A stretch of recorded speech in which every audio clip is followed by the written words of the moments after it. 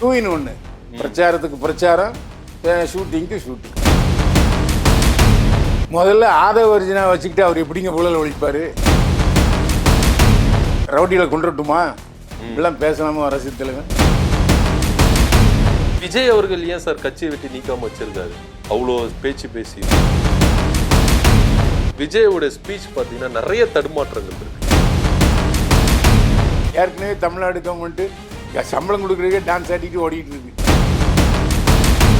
பொய்யான வாக்குறுதிகளை கொடுக்குறாரு, அது தப்பு. ஏன் விஜய் இப்படி புலம்பி சொல்றீங்க?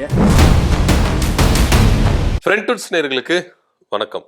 மக்களை சந்திக்கிறேன் அப்படின்னு சொல்லிட்டு விஜய் அவர்கள் மக்களை சந்திக்கிறேன் அப்படின்னு சொல்லிட்டு திமுகவை முழுக்க முழுக்க விமர்சிச்சு பேசுது, பொய்யான வாக்குறுதிகளை கொடுத்தது, அதே போல ஆதவ அர்ஜுனா பேசுனது தவறா ரைட்டா இப்படின்னு விஜய் பற்றி தோலுரித்து காட்டுகிறார் பைல்வான் அவர்கள். வாங்க அவர் கூட நம்ம பேசலாம். வணக்கம் சார்.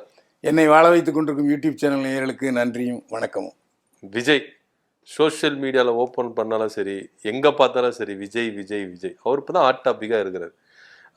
விஜய் பற்றி நிறைய பேச வேண்டியது இருக்குது. குறிப்பாக இன்னொரு விஷயம், ஜனநாயகன் படம் சென்னையில் நடத்தாமல், தமிழ்நாட்டில் நடத்தாமல் மலேசியாவில் போய் நடத்துகிறாங்க. என்ன காரணமாக இருக்கும்? ஏன் நடத்துகிறாரு? இங்கே இருக்கிற ரசிகர்களை ஏமாற்றிட்டு மலேசியாவில் போய் நடத்துறதுக்கான காரணம் என்ன? ஒன்று சன் டிவி, கலைஞர் டிவி. இப்போ இவர் இசையில் வீட்டில் அங்கே நடத்தினா கண்டிப்பாக இந்த 2 டிவியில் ஏதாவது ஒரு டிவிக்கு தான் விற்கணும். ரைட்ஸ் கேட்பாங்க. அப்போ தான் பாதுகாப்பு கொடுப்பாங்க. ஆனால் அவங்க டெலிகாஸ்ட் பண்ணாங்கன்னா வருமானம் கம்மியாக இருக்கும். ரெண்டாவது இது நடத்த விட மாட்டாங்க. ஏன்னா எலெக்ஷனுக்கு முன்னோட்டி வருது படம். இது டிசம்பர் 27 இசை வெளியீட்டு பண்ணியிருக்காங்க. ஸோ அவங்க தரப்புல இருந்து நிறைய எதிர்ப்புகள் வரும். அது இல்லாமல் பாதுகாப்பு தர மாட்டாங்க. இந்த பிரச்சனைக்கெல்லாம் வேண்டான்னு சொல்லி தான் அவர் மலேசியாவில் பாதுகாப்பு தர மாட்டாங்கன்னு நீங்க சொல்றீங்க. எப்படி இருந்தாலும் படம் இங்க தானே ரிலீஸ் பண்ணி ஆகும். அப்போ பாதுகாப்பு தந்து தானே ஆகும் சார். ரிலீஸ் பண்றது இப்ப ரிலீஸ் பண்றதுக்கு தியேட்டருக்காரங்க ரிலீஸ் பண்ண போறாங்க. அப்போ கிரௌட் அதிகமாகல. அப்போ போலீஸ்காரங்க தானே பாதுகாப்பு தந்தாலும் கவர்மெண்ட் தானே அந்த பாதுகாப்பு உறுதிப்படுத்தணும். இப்போ படம் ரிலீஸ் பண்றதுனால எல்லா தியேட்டர்லயும் சரி கிரௌடுன்றது அதிகமாக, நார்மலாகவே கிரௌடு அதிகமாக இருக்கும். இப்போ இவர் அரசியலை பற்றி பேசி திமுகவுக்கு ஒரு எதிரான ஸ்டாண்ட் எடுக்கிறாரு. அப்போ இருக்கும்போது இவங்க ரசிகர்கள் இன்னும் அதிகமாக தானே போவாங்க. அப்போ பாதுகாப்பு குறைபாடுன்னு ஒரு விஷயம் வரும்போது அரசு இதில் முழு கவனம் செலுத்தி பாதுகாப்பு அதிகரிக்க தானே செய்வாங்க. இல்லை, அந்த சமயத்தில் பாதுகாப்பு கொடுக்கலன்னா அரசு கெட்ட பேர் வந்துடும். அப்போ ஆடியோ லான்ச்சுக்கும் பாதுகாப்பு ஆடியோ லான்ச் விஷயம் வேற. ஏன்னா பணம் அவங்கள்ட்ட இருந்து மலேசியாவிலிருந்து ஏற்பட்ட பணம் வருது சார். அப்போ பணத்துக்காகத்தான் விஜய். ஆமா, சினிமாங்கிறதே பணத்துக்கு தான். அப்போ இதுல அரசியல்லாம் ஒண்ணுமே கிடையாது. பாதுகாப்பு குறைபாடு அப்படின்றதுலாம் பொய். இல்ல பாதுகாப்பு குறைபாடும் ஏன்னா இவங்க நடத்த விட மாட்டாங்க சார். ஆமா, ஏன்னா ஜனநாயக இசை வெளியீட்டு நடத்துறதுக்கு அரசு அனுமதிக்காது. அதில் 50,000 பேர் வருவாங்களா, 60,000 பேர் வருவாங்களாலாம் கணக்கு போட்டு சொல்லணும். அதுக்கு பாதுகாப்பு கொடுக்கணும். இதுக்கு பேசாமல் மலேசியா நடத்திட்டா பிரச்சனை இல்லை. அப்ப முழுக்க முழுக்க பணத்துக்காக தான், இது ஒரு பிசினஸா மாத்துறதுக்காகத்தான் அவரு. ஏன்னா இங்க இருக்கிறவங்க 14,000 ரூபாய் டிக்கெட், ஒரு டிக்கெட்டு குறைஞ்சபட்ச டிக்கெட் 2,500 ரூபா. எவ்வளவு வருமானம் வரும் பாருங்க. அப்போ முழுக்க முழுக்க பணத்துக்காகத்தான் இங்க மலேசியால போறாரு. படம் எடுக்கிறதே பணத்துக்காக சார். அதுல இருக்கு. இப்போ அவர் படம் 125 கோடி வித்துருக்கு. டிஸ்ட்ரிபியூஷனுக்கு கொடுத்துருக்காரு. முதல் தடவையா ரெட் ஜெயண்ட்டுக்கும் சன் பிக்சர்ஸுக்கும் அல்வா கொடுத்துட்டு வித்துருக்காரு. ஸோ டிஸ்ட்ரிபியூட்டர்ல அந்த விஷயம் சந்தோஷம் இருப்பாங்க. சரி, இது ஒரு புறம் இருக்க. ஜனநாயகம் படம் ஃபர்ஸ்ட் சிங்கிள் ஒன்று ரிலீஸ் ஆச்சு. அதுல அந்த சிஜிகள் காட்சிகள் எல்லாம் பண்ணும்போது கரூர்ல நடந்த அந்த கிரௌடை காமிச்சிருக்கிறாங்க அப்படின்ற ஒரு டாக் ஒன்று போயிருக்கு. ஆமா, அது ஜனநாயகம் படத்துல இடம்பெறுவதற்காக படப்பிடிப்பு நடத்தியிருக்காங்க. அது அவரே ஒத்துக்கிறாரு. இல்லையா? அவர் ஒத்துக்கலையே, படப்பிடிப்பெல்லாம் நடத்தவே இல்லை. இல்லை, அது போய் படைப்பு நடத்திருக்காங்க. அதுக்கான படம் வரும்போது பாருங்களேன். அப்போ அது முழுக்க முழுக்க ஒரு செட்டப் தான். இல்லை, அதாவது 2 in 1. பிரச்சாரத்துக்கு பிரச்சாரம், ஷூட்டிங்க்கு ஷூட்டிங். அப்போ அந்த கிரௌடை ஏற்றணும். அதுக்காகத்தான் ஒரு லேட்டாக வந்ததுக்கும் இங்கே எடுத்துக்கொள்ள முடியுது. இருக்கலாம், அதில் என்ன இருக்கு. க்ரௌடு பொதுவாக அவருக்கு அதிகமாக இருக்கும். ஸோ அவரு இப்போ ஷூட்டிங் எடுத்தது அந்த கிரௌடுக்காகவும் இருக்கலாம். இதுக்கப்புறம் பார்த்தீங்கன்னா மக்களை சந்திக்கிறேன் உள்ளரங்கில் மக்களை சந்திக்கிறேன். கரூர் சம்பவத்துக்கு அப்புறம் மக்களை சந்திக்கிறேன்னு சொல்லிட்டு காஞ்சிபுரத்தில் சொல்லி ஒரு மீட்டிங் ஒன்று போட்டார். இதில் முழுக்க முழுக்க திமுகவை தான் டார்கெட் பண்றாரு. அறிஞர் அண்ணாவை கூட எடுத்துக்கிறாரு, எம்ஜிஆரும் கூட எடுத்துக்கிறாரு. ஆனா அவங்களுடைய கொள்கையின்படி விஜய் அவர்கள் நடந்துக்கிறாரா? முதல்ல ஆதவ அர்ஜுனா வச்சுக்கிட்டு அவர் எப்படிங்க ஊழல் ஒழிப்பாரு? அவரே லாட்டரியில சம்பாதிச்சவர். எத்தனை பேர் லாட்டரியில செத்து போயிட்டாங்க. ஆமா, ஜெயலலிதா அம்மா அதை தடை பண்ணாங்க. ஆமா, அதனால தமிழக தடை பண்ணிருக்கு. அப்படி இருக்கும்போது ஆதவ அர்ஜுனாவை பக்கத்துல வச்சு அவனே ஊழல் மொத்த உருவம் அவன் தான். அவர் இல்லாத கட்சி ஏதாவது இருக்கா? இல்ல. ஏன் இதே கட்சியை விட்டு எப்போ போவாருன்னு சொல்ல முடியாது. கண்டிப்பா அவர் யாருடைய ஸ்பையா கூட இருக்கலாம். அவரை வச்சுக்கிட்டு இவர் எப்படி அவரு பாஜகவுடைய ஸ்பை தான் அப்படின்னு சொல்லிட்டு ஒரு கருத்து இருக்கு. இருக்கலாம். அவன் லூஸ் மாதிரி பேசிட்டு இருக்கான் அந்த ஆளு. ரவுடியில கொண்டுட்டுமா இப்படிலாம் பேசலாமா அரசியல் தலைவன்? முதல்ல ஒரு அரசியல் தலைவனுக்கு உரிய ஒரு ஒரு பேச்சே அவர்கிட்ட இல்லை. நியாயப்படி பார்த்தா தமிழக அரசு அவர் உடனே தூக்கி உள்ள போட்டுக்கலாம். ஏன் விட்டு வச்சிருக்காங்கன்னு தெரியல. விஜய் அவர்கள் ஏன் சார் கட்சியை விட்டு நீக்காம வச்சிருக்காரு? அவ்வளோ பேச்சு பேசி அவருக்கு அரசியல் முதிர்ச்சி இல்லைங்க. அரசியல் இல்ல பண சப்போர்ட்டுக்காக வச்சிருக்காரு, ஃபண்டுக்காக. ஃபண்டு கொடுத்துக்கிட்டு இருக்காருங்கிற வேற விஷயம். ஆனா இப்ப ஃபண்டு வர்றதுக்கு வாய்ப்பு இல்லை.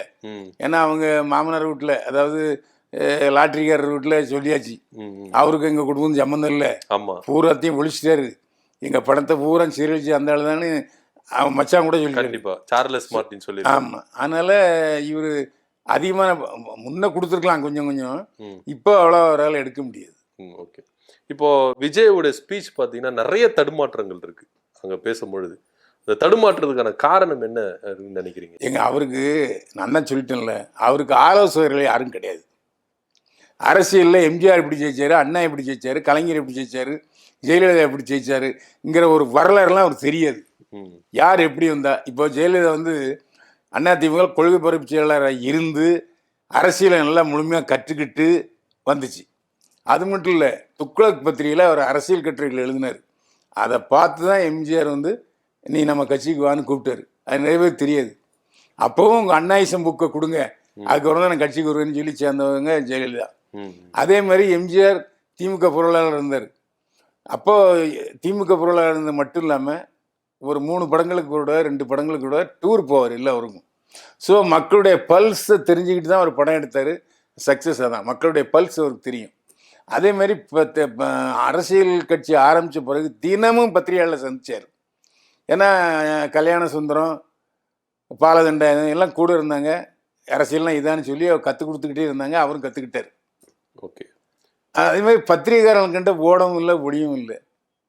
இது ஏதாவது இருக்க விஜய் இது வரைக்கும் பத்திரிகையாளர் சந்திக்கவே இல்லை, சந்திக்க மறுக்கிறார். ஏன்னா ஏதாவது கேள்வி கேட்டு மாட்டிக்கிட்டாருன்னு போச்சு இல்லையா? ஸ்கிரிப்ட் எழுதி கொடுக்க மாட்டாங்களா? அதனால இவங்க என்ன கேள்வி கேட்குறாங்கன்னு அவர் தெரியாது. அதனால் அவருக்கு அந்த முதிர்ச்சி இல்லை. அவருடைய பேச்சு பூரா அரசியல் முதிர்ச்சி இல்லை, தப்பான வாக்குறுதிகள், பொய்யான வாக்குறுதிகளை கொடுக்குறாரு. இப்ப அடுத்துதான் அதுதான் சார் கேட்க போறேன். நிரந்தர வீடு தருவேன், வீட்டுக்கு ஒரு பைக், எங்களுடைய இலக்கு காரு தான், ஆனா இப்போதைக்கு பைக்கு, அதே போல எல்லாரும் பட்டப்படிப்பு படிக்கணும் அப்படின்னு சொல்லிட்டு வாக்குறுதிகளை கொடுக்குறாரு. இது சாத்தியமா நடைமுறையில? ஏங்க, அனைவருக்கும் சொந்த வீடுங்கிறது தமிழ்நாட்டில் சாத்தியம் இல்லை. இடம் எங்க இருக்கு? இடம் இருந்ததா நீ கொடுப்ப? சுடுகாட்டிலேயே புதைக்கிறதுக்கு இடையில எரிக்க சொல்றாரு. சொன்ன மாதிரி நீங்க சொன்ன மாதிரி சுடுகாட்டிலேயே, அதாவது இடுகாட்டுல புதைக்கிற இடம் இல்லையா? முன்னெல்லாம் சொல்லலாம், எப்படியும் எனக்கு 6 அடி இடம் இருக்குடா அது கிடையாதுப்பா, எல்லாம் எரிப்பு தான். அப்படிப்பட்ட சூழ்நிலையில் நீ எப்படி ஒவ்வொருத்தருக்கும் வீடு கொடுப்ப சொல்லு? அது மட்டும் இல்லை, காசு எங்கே இருக்கு?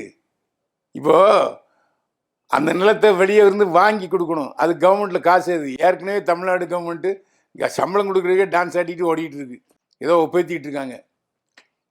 அவர் இப்படி சொன்னால் சரி. இப்போ எங்கள் வாடகை வீட்டில் இருக்கவங்க கூட பைக் வச்சுருக்கான். கண்டிப்பாக இன்னைக்கு ஒரு எந்த தொழில் செஞ்சாலும் அவன் பைக் வச்சுருக்கான். சைக்கிளே இல்லை ரோட்டில், பைக்கும் கரெக்டாக இருக்குது. இவர் என்னத்தை பைக் கொடுக்க போகிறாரு? டிராஃபிக் வராது இல்லை, ஒருவேளை பைக் கம்பெனியில் ஏதாவது பேரம் பேசிட்டாரா, கமிஷன் டிகிரி பேசுகிறாரா, ஒன்றும் தெரியல. இது உளறல், அதாவது பொய்யான வாக்குறுதிகளை கொடுக்குறாரு. அது தப்பு. எந்த ஆட்சி வந்தாலும் அனைவருக்கும் வீடுங்கிற திட்டம் சாத்தியம் அல்ல அல்ல அல்ல. எங்கேயா இடம் இருக்குது? அதுக்கு பதில் சொல்லு. நான் இங்கெங்கெல்லாம் இடம் இருக்குது, புறம்போக்கு இடம், அதில் வந்து இப்போ இந்த புன்செய் நிலம்னு ஒன்று இருக்குது, நன்செய் நன்செய் நிலம் நிலம். இருக்குது. அப்படி இருக்கும்போது நன்செய் நிலத்தில் நீ வந்து எப்பவும் வீடு கட்ட வீடு கட்ட முடியாது. புன்செய் நிலம் எவ்வளோ இருக்கு உனக்கு?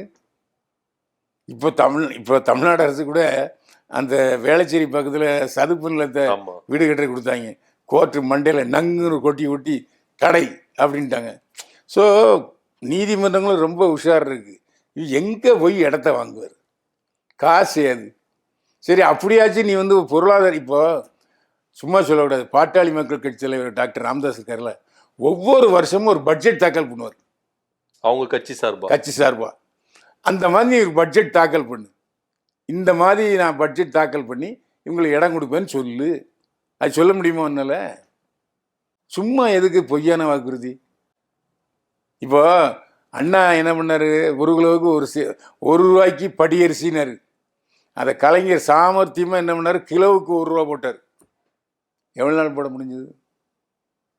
கட்டுப்படியாமா? இப்போ இலவச அரிசி கொடுத்துக்கிட்டு இருக்காங்க. இதான் நிலைமை. அதனால் அது ரெண்டாவது, இப்போ 2 இலவச அறிவிச்சா போதுங்க. இலவச மருத்துவம், இலவச கல்வி, 12வது வகுப்பு வரைக்கும் இலவச கல்வி, எல்லாருக்கும் மருத்துவ சேவை இலவசம்னு சொன்னால் போதும். அதை விட்டுட்டு வீடு பைக்குன்னு சொன்னா எப்படி? ஏதாவது வாய்ப்பு இருக்கு. பைக்கு கொடுத்தலாம், பெட்ரோல் ஒண்ணுமா சார்? எவன் கொடுப்பான்? 100 ரூபா பெட்ரோல். ஏன் விஜய் இப்படி புலம்பி தள்ளுறீங்க? ஏங்க உங்க படத்துல வேலை செஞ்ச உதவி இயக்குநர்களுக்கு என்னைக்காச்சும் பைக் வாங்கி கொடுத்துருக்கீங்களா? சொல்லுங்க. இல்லை உங்ககிட்ட வேலை செய்கிறவங்களும் எவனுக்காக பைக் வாங்கி கொடுத்துருக்கீங்களா? சொல்லுங்க. எதுக்கு? நடக்கிறதே வாக்குறுதியாக கொடுங்க. எல்லாரும் கொடுக்கணுமே, நீங்களும் பொய் வாக்குறுதி கொடுத்தீங்கன்னா எப்படி? இப்போ உள்ளவன் ரொம்ப உஷாரான பார்ட்டி. இப்போ விஜய் கட்சிக்கு ஓட்டு போடணும்னு நினைக்கிறவங்க எல்லாருமே இளைஞர்கள், இளம்பெண்கள், படித்தவன். அவன் யோசிப்பான்ல, என்ன பார்ட்டி ஒரு மாதிரி பேசுது, லூஸ் மாதிரி, அப்படின்னா எப்படி ஓட்டு போடுவான்? கரெக்ட். சொல்லுங்க. கரெக்ட் தான் சார். அதனால இந்த வாக்குறுதிகள் பொய் வாக்குறுதிகள் அது விஜய்க்கு பின்னடைவைத்தான் தரும்.